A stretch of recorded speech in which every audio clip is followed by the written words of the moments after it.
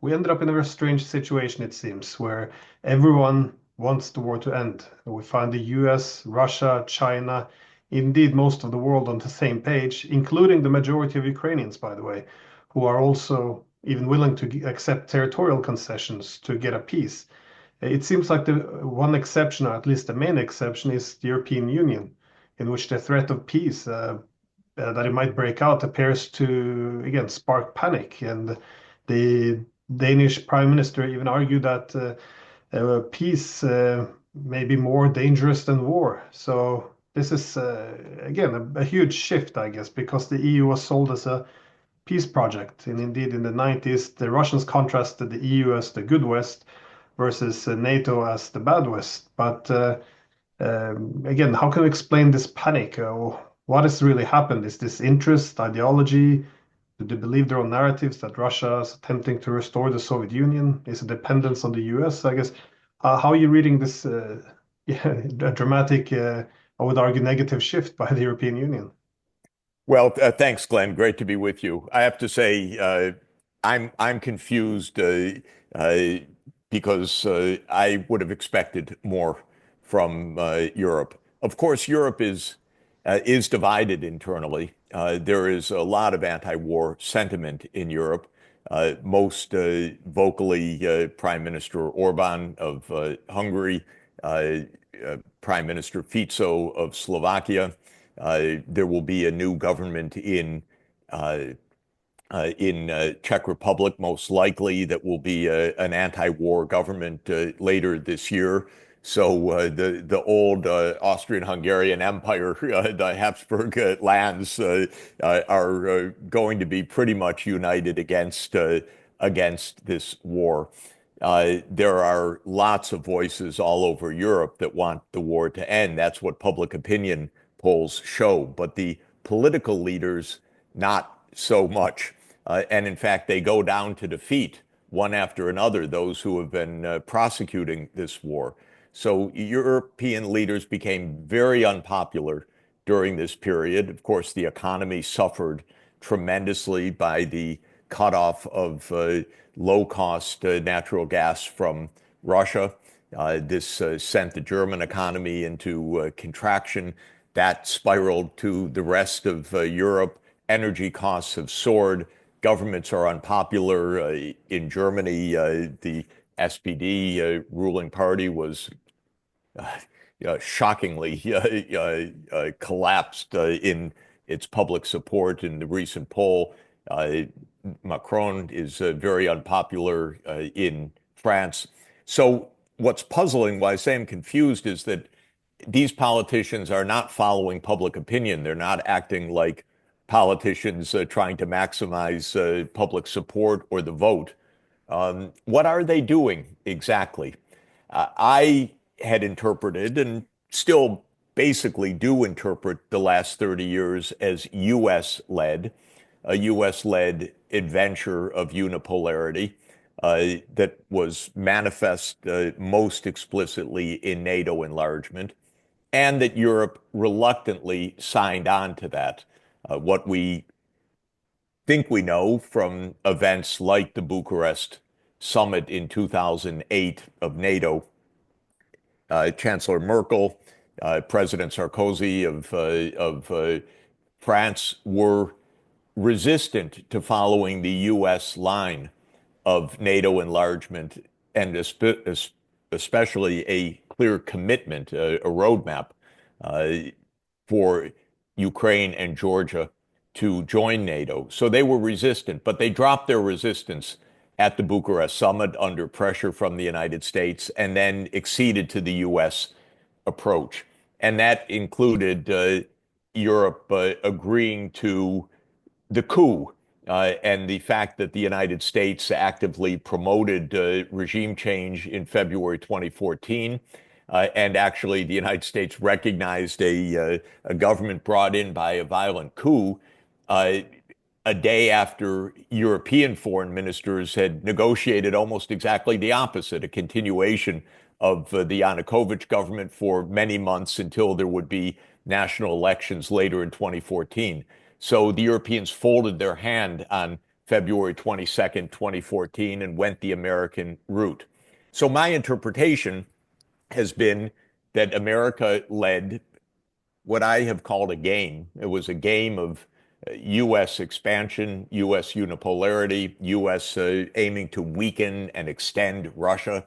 The word extend Russia is the word that the Rand Corporation used in 2019 to say, do everything you can to weaken, annoy, undermine Russia. What a policy, by the way, just mind-boggling that adults should behave like children in this reckless manner. But that's what they did. Now, Europe suddenly is given a prospect that this absurd, failed, disastrous approach will end. And they say, no way, no way. It continues. We'll continue the war.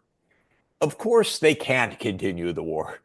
Even with the United States, Russia was winning the war on the battlefield and wasn't going to be defeated. Europe by itself, it's preposterous to talk in the terms that they are speaking. So, to come back to your question and my confusion, why is Europe missing the, the moment? Now, I think that there are several obvious things to say. First, Europe institutionally doesn't have a foreign policy. It's 27 countries.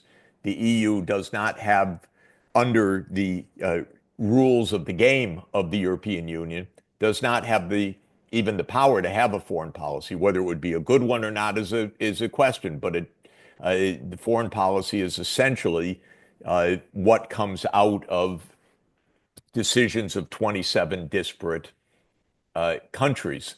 So that's a first point. Second, there is absolute fear in the Baltic states uh, because the Baltic states have been depending on the United States to back them up. And with the U.S. backing them up, they thought they could be as nasty towards the Russians as they wanted, rhetorically, even to their own ethnic Russian populations, trying to ban the Russian language or Russian schools, because they thought the United States was standing with them. So these tiny countries have been the most vociferous, Russophobic of all countries. How would you behave that way? Well, they counted on the U.S. to have the big club that was going to protect them. And now the U.S. isn't protecting them. So they are in a panic, definitely. And to my mind, what these countries, the Baltic states, were doing in recent years, oh, it was so dangerous. If you have a powerful neighbor, don't spend every day attacking it, damning it, hating it, trying to undermine it, saying it should break into pieces. If you're tiny and you have a big neighbor next door, don't even talk that way. Be clever, have statecraft. But they thought, oh, the United States will protect us so we can be as loud and nasty as possible. Okay, now they really are panicking.